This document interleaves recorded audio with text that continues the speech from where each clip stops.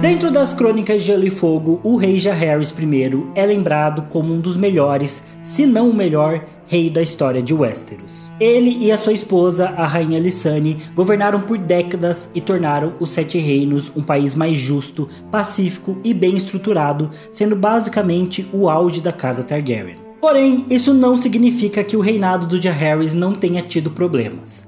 A verdade é que durante os anos, vários acontecimentos e pessoas apareceram para tirar a paz do rei. E, entre os elementos que mais causaram problemas para a casa Targaryen nesse período, foram os próprios filhos do rei. Dos 13 filhos que o Jaehaerys e a Lysane tiveram, a maioria até que se saiu relativamente bem, sendo príncipes e princesas promissores e bem comportados.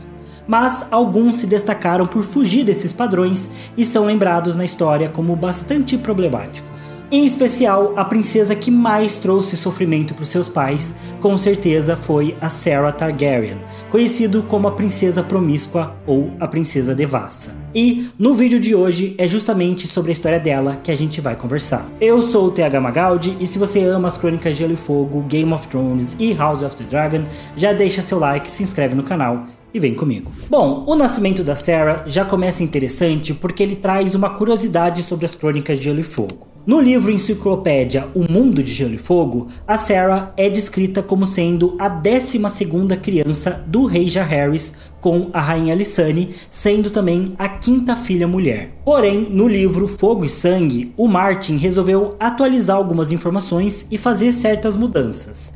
Entre elas, ele definiu a Serra como a 9ª criança nascida do Jaehaerys e a 5ª filha mulher. Ninguém sabe exatamente por que ele fez essas mudanças, mas o Martin também mudou algumas outras datas do reinado do Jaehaerys e também mudou algumas descrições físicas de personagens. E como o livro Fogo e Sangue é uma publicação mais recente que o Mundo de Gelo e Fogo, a gente considera ele a informação oficial. Enfim, de qualquer jeito, a Serra Targaryen nasceu em 67 depois da conquista e desde bebê ela deu trabalho para os seus pais e para toda a corte em Porto Real. É dito que ela era uma criança que não chorava, mas que berrava. E mesmo quando era criança, ela só deixou de mamar aos 4 anos de idade. Na verdade, a Serra era uma criança extremamente geniosa e carente de atenção. Ela queria tudo e queria sempre agora. Mesmo muito nova, ela tinha uma compreensão muito clara sobre o que significava ser filha do rei e usava isso para conseguir tudo o que queria dos criados da corte e até mesmo dos outros garotos e garotas da nobreza que disputavam a sua atenção. Parte disso parecia vir justamente do fato da Serra ser uma irmã que recebia menos atenção dos seus pais,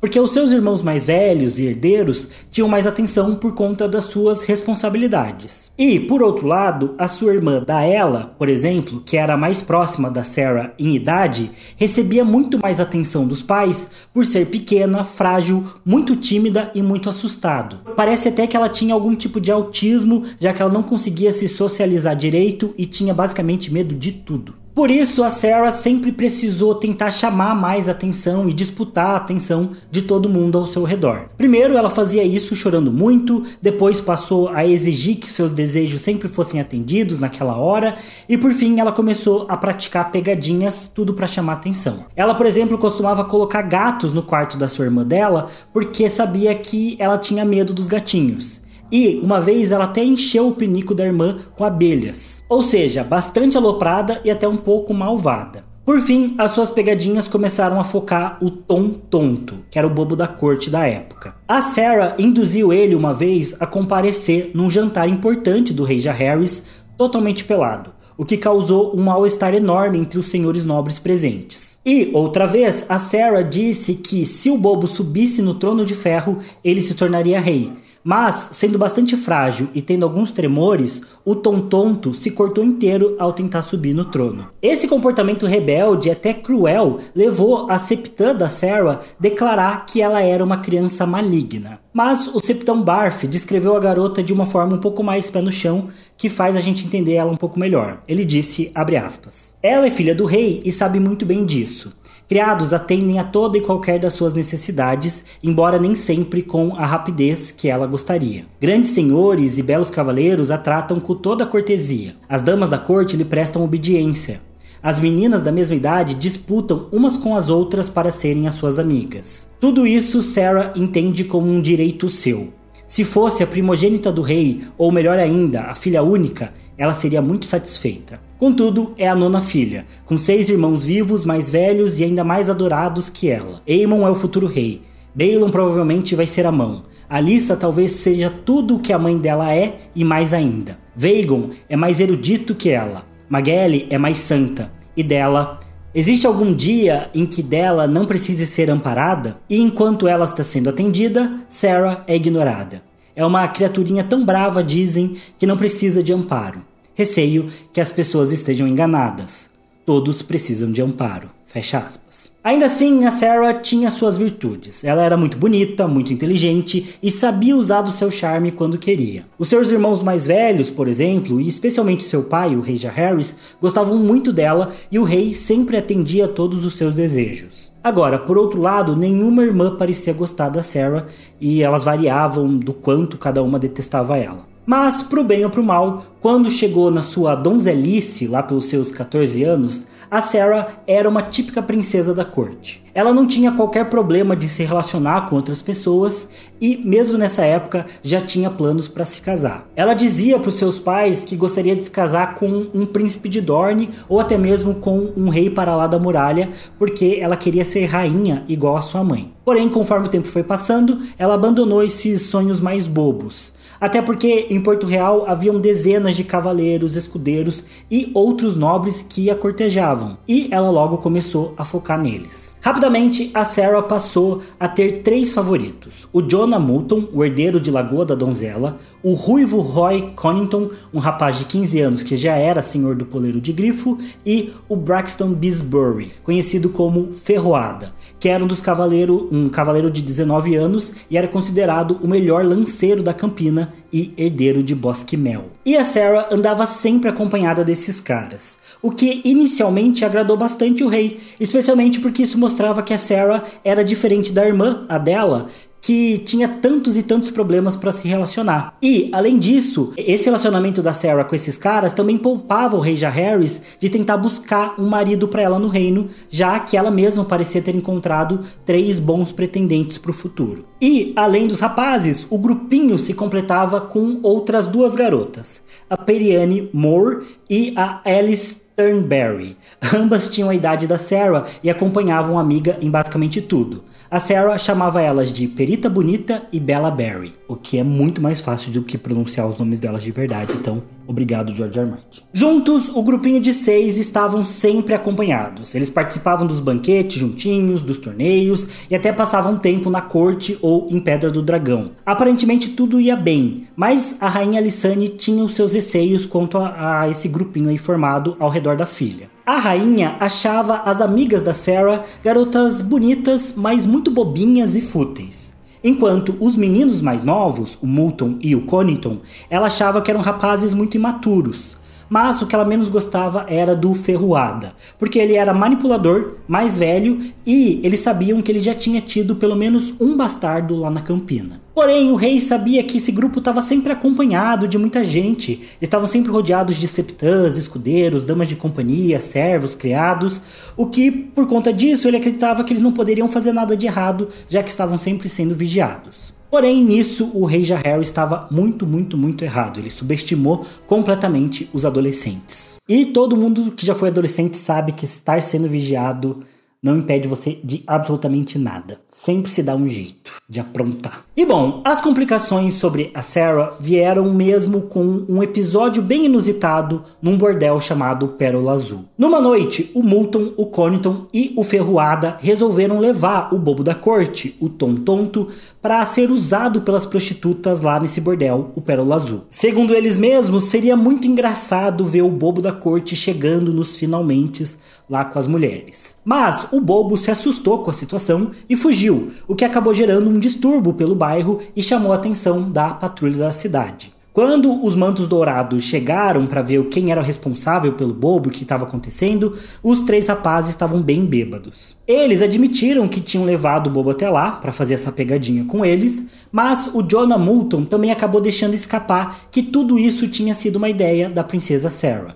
Por conta disso, o capitão da patrulha achou melhor levar os jovens diante do rei. Quando soube da situação, o Jaehaerys resolveu interrogar os 3, mas os garotos resolveram ficar de boca fechada e desmentiram a participação da Sarah nessa história toda. Mas como tudo estava muito suspeito, o Jaehaerys resolveu colocar os 3 caras nas masmorras e a rainha Alysanne decidiu ir interrogar ela mesma as 2 meninas, a Perita Bonita e a Bella Barry. Porque apesar dessas meninas não estarem lá no bordel durante a situação com o Tom Tonto, a rainha sabia que, como o grupinho estava sempre junto, muito provavelmente as meninas sabiam do que tinha acontecido e poderiam confirmar ou não se a Sarah tinha participado dessa história toda. E realmente aqui entra uma certa ironia na história. Porque aparentemente tudo que o rei Jaehaerys e a rainha Alysanne queriam saber é se a filha deles tinha planejado e participado dessa brincadeira bastante cruel com o bobo da corte. Só isso, eles não queriam saber mais nada, eles nem estavam necessariamente procurando um super culpado, porque não tinha dado nenhum problema a situação. O bobo da corte estava, entre aspas, bem e tal, então eles só queriam saber se a Sarah tinha participado disso. Porém, quando a rainha chegou para questionar as amigas da Sarah, elas logo começaram a confessar tudo. E o problema é que, na verdade, elas não sabiam nada sobre o que tinha acontecido no Pérola Azul com o Tom Tonto.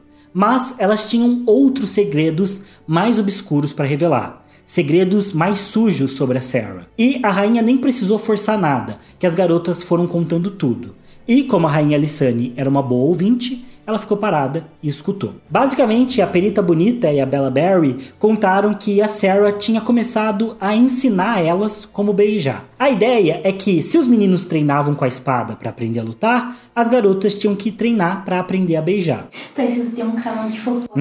Cara, esse trecho é muito fofoca de Westeros. É muito bom. Porém, a coisa entre elas foi evoluindo e, como diz a música do Furacão 2000, beijo na boca é coisa do passado, a moda agora é namorar pelado. E foi o que as meninas começaram a fazer. Não é do latino essa música? Eu procurei no Google e tava Furacão 2000. Mas elas logo acharam que não era o suficiente fazer só entre elas. Então, elas chamaram os 3 meninos para participarem da brincadeira e rapidamente tudo virou um bacanal onde todo mundo se pegou. No final das contas, as confissões foram evoluindo até que a Bella Barry confessou que ela estava grávida e não sabia qual dos 3 rapazes era o pai do seu filho. E uma das coisas que as meninas deixaram bem claro para a rainha é que não só Sarah participava de toda a brincadeira, como ela manipulava e incitava todo mundo a participar também. E mais do que isso, era a Sarah também que ameaçava os criados e servos e enrolava as septãs para que eles pudessem fazer tudo às escondidas. E bom, quando a rainha Alysanne contou essas revelações para o rei Jaehaerys, ele imediatamente chamou todos os escudeiros, cavalariços, damas de companhia, servos, todo mundo que poderia saber algo sobre esse assunto e interrogou geral. Por fim, tendo todas as informações que precisava, ele convocou a própria filha,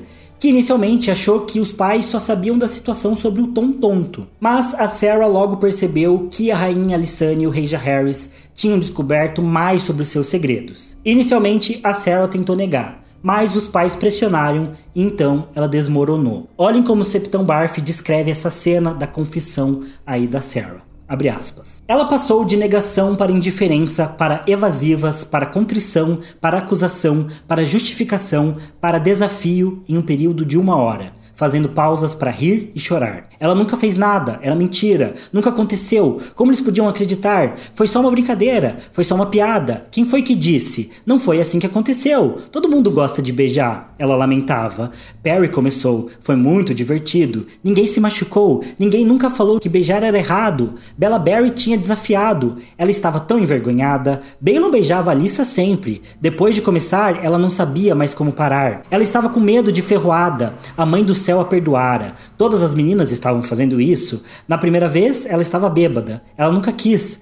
Era o que os homens queriam. Magali disse que os deuses perdoavam todos os pecados. Jonah disse que a amava. Os deuses lhe deram beleza, não era culpa dela. Ela se comportaria dali por diante. Vai ser como se nunca tivesse acontecido. Ela se casaria com um ruivo Roy Connington. Eles tinham que perdoá-la. Ela nunca mais beijaria um homem, ou faria nada daquelas outras coisas. Não era ela que estava grávida. Ela era filha deles. Era a menininha deles. Era uma princesa. Se fosse rainha, ela faria o que quisesse.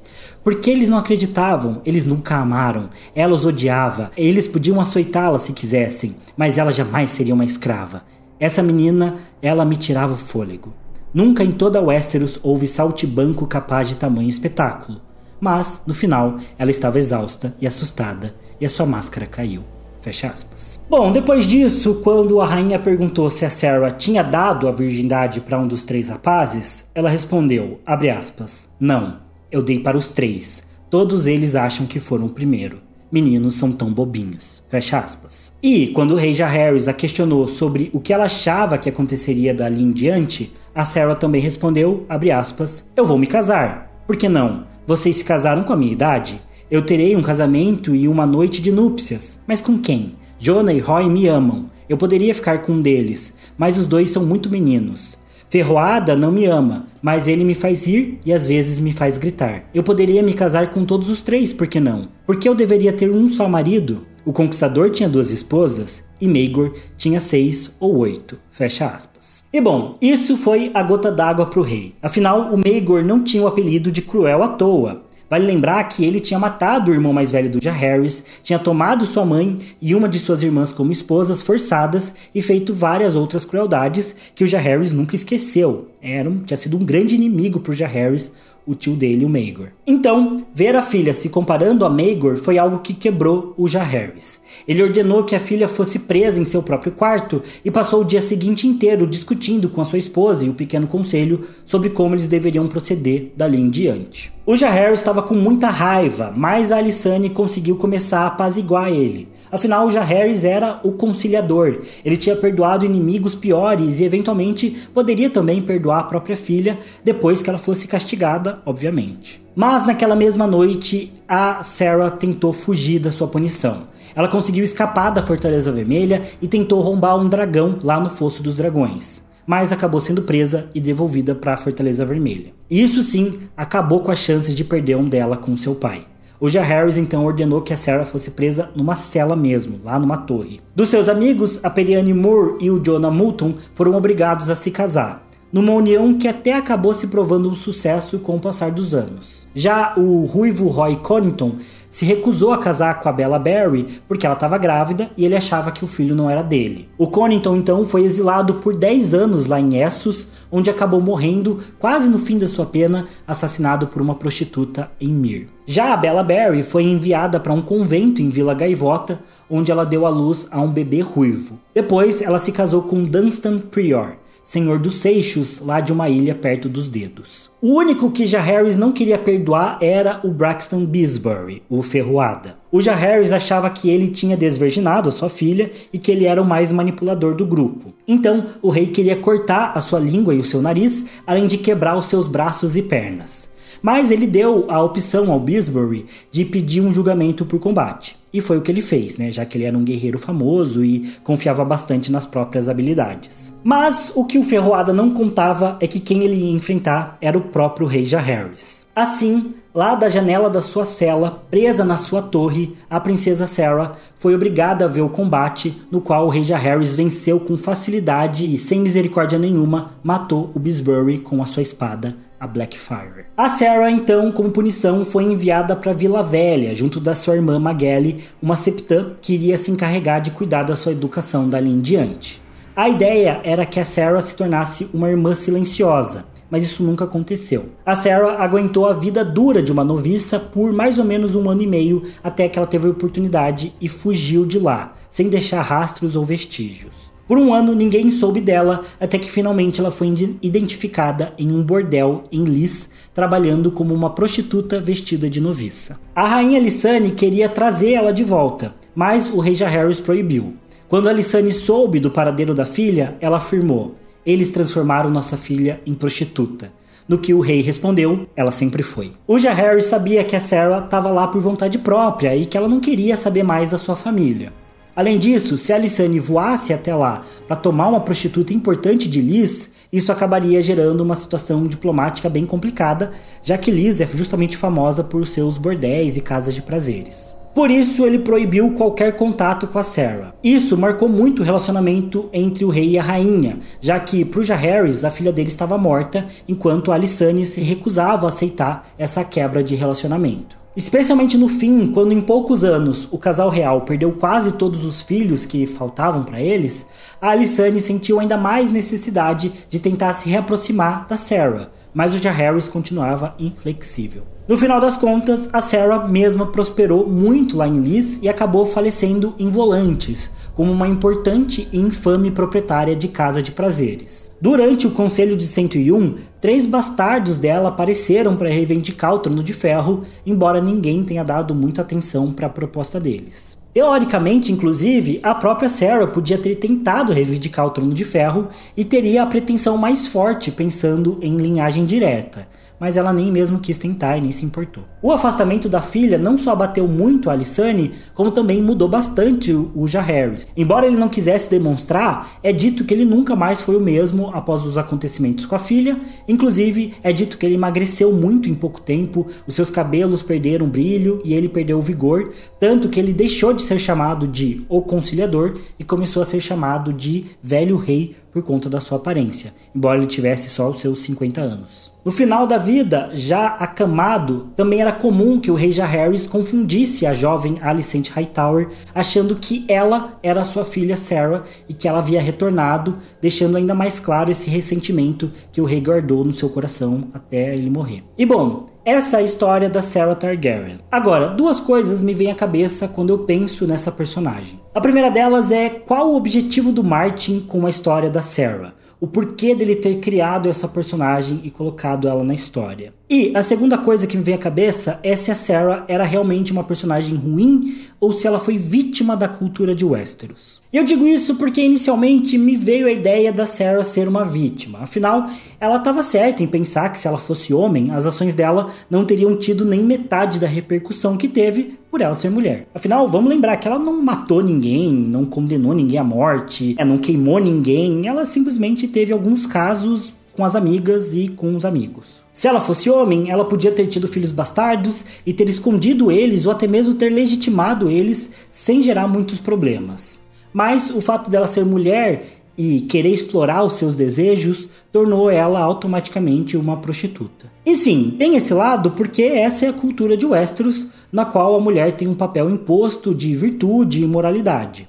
Mas também não é só isso. A verdade é que quando a gente lê a história da Sarah, fica muito claro também que nela tinha uma malícia muito grande, tinha um problema de personalidade bem forte, ela era bem manipuladora e sabia usar isso contra as pessoas ao redor dela. Especialmente na forma como ela tratava suas 2 amigas, a Perita Bonita e a Bella Barry. Ela entendia como manipular as duas e incitar elas a cometerem erros, só para ver como seriam as consequências. E mesmo os garotos, a Sarah só queria ver o circo pegar fogo e ficar atrás das cortinas observando. Não à toa, quando ela vai confessar para os seus pais, ela tenta dissimular, ela inventa mentiras, disfarça, ri, chora, só para depois confessar tudo e cair no deboche. Ela tem um certo traço de sociopatia, embora eu não seja um psicólogo para afirmar isso, e nem ela seja uma pessoa de verdade para ser examinada. Então, por um lado, sim, a Sarah foi punida e sofreu uma repressão geral, não tanto pelo que ela fez, mas sim porque ela era uma mulher e fez. Mas também, ela realmente tinha uma índole bem questionável e não era uma boa pessoa. E, pensando nisso, eu acho que eu entendo também qual o papel dela na narrativa. Primeiro, eu pensei que o Martin colocou ela na história para justificar do porquê o rei Jaehaerys não ter escolhido a Rhaenys como sua sucessora direta. Afinal, teoricamente, se a gente ignorar a questão da precedência masculina, a Rhaenys seria a herdeira do trono. Mas parece que tudo que aconteceu com a Sarah, com a Visera e até anteriormente com a princesa Aera foi tão marcante para o rei que ele talvez tenha desacreditado da possibilidade de uma mulher reinar por conta dessas questões morais. Porém, isso também seria um argumento meio fraco, afinal o próprio rei teve filhas como a Alyssa e a Magelle, que foram ótimos exemplos de personalidade feminina. E a sua própria esposa, a rainha Alysanne, sempre fora tão determinada, inteligente e compromissada quanto o próprio rei. E o Jaehaerys sabia que homens também podiam ser péssimos reis, como o seu próprio pai, o Aenys, e o seu tio, o Maegor. O primeiro muito frouxo e o segundo muito cruel. Então, por um lado, sim, eu acho que as histórias da Aera, da Sarah, da Visera, muitas eras, estão na narrativa para impactar a decisão do rei Jaehaerys de não conduzir a Rhaenys como rainha. Mas, ao mesmo tempo, eu acredito que a história da Sarah também tem um objetivo a mais nas crônicas. Para mim, ela também tá ali para representar um lado do poder. Porque, de muitas formas, alguns príncipes e princesas Targaryen aparecem na narrativa para mostrar o que acontece quando o poder vem sem responsabilidades. Porque quando a gente olha para Sarah, é isso que a gente vê. Ela é uma princesa cheia de privilégios, mas sem nenhuma função, sem nenhuma responsabilidade na vida. E isso faz com que ela vá para um caminho de apenas buscar saciar os seus desejos, independente do quão obscuros ou problemáticos eles sejam. E isso não é incomum na história Targaryen, nem é incomum na vida real. Pessoas que acumulam muitos poderes, riquezas ou fama sem ter nenhuma responsabilidade real com o mundo ao redor, muitas vezes perdem esse senso de conexão com a realidade e começam a viver uma vida paralela, na qual satisfazer os seus desejos é a única coisa que importa. Nos livros isso é mostrado através da nobreza, mas na vida real a gente percebe isso com pessoas famosas, no geral, cantores, atletas, atores e também com políticos. E uma coisa que eu acho interessante é que quando eu critico os Targaryen aqui no canal, muita gente vem dizer que os Stark, por exemplo, também têm uma história cheia de personagens que fizeram coisas erradas ou que eles fariam a mesma coisa se estivessem sentados no trono de ferro. Mas isso não é 100% verdade. Primeiro porque a gente não conhece a história de tantos Starks assim, porque o Martin focou muito mais na casa Targaryen. Tem muito mais personagens deles descritos e biografados do que de qualquer outra casa na história. E segundo que, beleza, se os Starks reinassem em Porto Real, talvez eles fossem iguais aos Targaryen com o passar do tempo. Mas, pensando na cultura Stark governando o norte, eles são bem diferentes. Os Stark são um exemplo de casa que parece ter um compromisso muito maior com o dever de governar. E para mim, isso vem justamente pela necessidade. Enquanto em Porto Real tudo é muito abundante, no norte os recursos são escassos. A vida é mais dura e existe uma necessidade maior de se preparar, de estar pronto para o inverno ou para um período normal de escassez. Isso significa que qualquer senhor de Winterfell já assume o posto sabendo que vai precisar lidar com essas obrigações. E todas as casas nortenhas seguem esse mesmo princípio.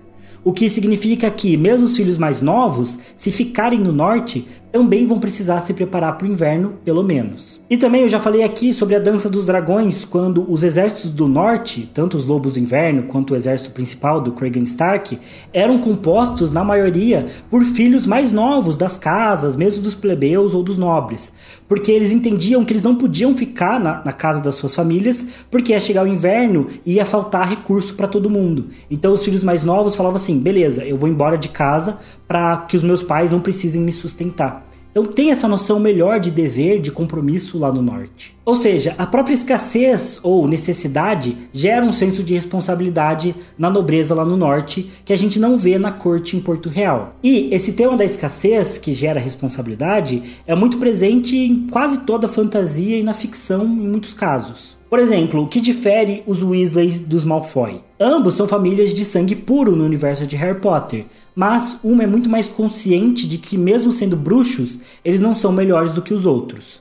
Muito provavelmente porque existe uma condição de escassez entre os Weasley que torna eles muito mais humildes e mais compromissados com a sociedade bruxa. Eles são bem pobres. Os Weasley sabem que as outras pessoas, bruxas ou trouxas, não bruxas, não existem para servir a eles. Diferente dos Malfoy que, como sempre foram a elite, acreditam que são superiores e que vale tudo para manter esse status. A mesma temática está ainda mais forte em Jogos Vorazes. A capital é tão cheia de privilégios que eles não têm responsabilidade alguma, ao ponto que o maior prazer da vida deles é assistir jovens dos distritos sendo obrigados a se matar numa arena. E dane-se o que acontece distante dos olhos deles. Enquanto a Katniss vive o extremo oposto. A escassez trouxe a responsabilidade para ela de prover a sua família. E isso dá para a garota uma clareza muito grande sobre o mundo no qual ela vive e sobre o que ela deve fazer para sobreviver. O ponto todo é que, na maior parte das histórias, a gente costuma ver o lado do herói, que costuma vir dessa escassez e que costuma ser muito comprometido com os seus deveres. Mas o que o Martin faz ao contar a história dos Targaryen é mostrar justamente o contrário. Aqui ele mostra como os Targaryen vivem sobre essa ótica de quem tem muito poder e liberdade para fazer o que quiser. E claro que ele mostra também muitos reis e príncipes Targaryen que eram responsáveis, especialmente aqueles que tinham algum cargo ou alguma responsabilidade definida no reino, sendo os herdeiros principais, o mão do rei e por aí vai. Mas os príncipes e princesas que não tinham grandes funções ou cargos, como a Sarah, por exemplo, acabavam aloprando, justamente porque tinham muitos privilégios e vidas muito autocentradas sem ter nenhuma responsabilidade. É claro que há exceções e nada que é uma regra, mas a minha impressão é que histórias como a da Sarah, da Aera, da Visera, do Aerion Chama-Viva, do Daemon Targaryen, do Aegon IV e de outros membros na história da dinastia estão aí justamente para gerar essa reflexão do que acontece quando o poder vem sem responsabilidade, sem deveres ou mesmo sem limites. E até mesmo o Joffrey Baratheon e o rei Robert também se enquadram nisso. O Joffrey sempre foi mimado e o Robert tinha o conselho para governar por ele, e ambos caíram no mesmo problema do poder sem responsabilidades. E eu digo isso porque é justamente o oposto, por exemplo, do que a gente vê na história do Jon e da Daenerys, por exemplo. A história deles é um antídoto para isso. Eles são duas pessoas que acumulam poder e se veem pressionados o tempo todo para também cumprir o seu dever. E isso é muito difícil na história. Os dois só levam bucha o tempo todo. Mas é por isso que eles são os heróis das Crônicas de Gelo e Fogo. Independente dos erros que eles eventualmente cometam, eles sempre estão tentando fazer o que é certo. Eles sempre acumulam poder, mas tentam também cumprir com o dever deles. E claro, essa é só uma das muitas reflexões que você pode tirar da história da Sarah e da história da dinastia Targaryen. E de um modo geral, eu acredito que a casa Targaryen está na narrativa para ser criticada mesmo, e não para ser adorada. Afinal, todos os personagens das crônicas estão ali para serem analisados, criticados e não endeusados. Até porque esse é o papel que a gente tem que fazer com as pessoas que estão no poder na vida real, por exemplo. A gente tem que criticar, que cobrar e não endeusar. Não importa o quão bons sejam os discursos que as pessoas que estão no poder usem para manipular e defender que eles estão sempre certos ou acima dos outros. E o Martin criou a casa Targaryen para representar ideias, valores, emoções e ideologias. Você pode ignorar tudo isso e ler a obra apenas como entretenimento. E tá tudo perfeito, porque a ficção também tem esse papel de escapar da realidade que é 100% necessário. Mas, se você quiser, você também pode dar esse passo a mais e tentar refletir sobre quais são as ideias que a narrativa carrega. E o que a gente pode tirar disso para a vida real, porque é isso que torna a literatura, mesmo sendo uma literatura de fantasia, uma verdadeira arte. É essa capacidade de fazer a gente questionar, refletir e raciocinar. Então, deixa nos comentários o que você acha da história da Sarah Targaryen, quais são as suas conclusões sobre ela, por que ela tá na narrativa, de outros príncipes Targaryen também. Se vocês querem que eu analise também alguma outra história, deixa nos comentários que eu vou estar sempre lendo tudo e respondendo o que eu puder. E é isso, pessoal, o vídeo de hoje fica por aqui. Também não esqueçam de se inscrever no canal se vocês ainda não forem inscritos e deixar o like aí para apoiar esse vídeo, que eu vejo vocês no próximo. Valeu, falou e até mais.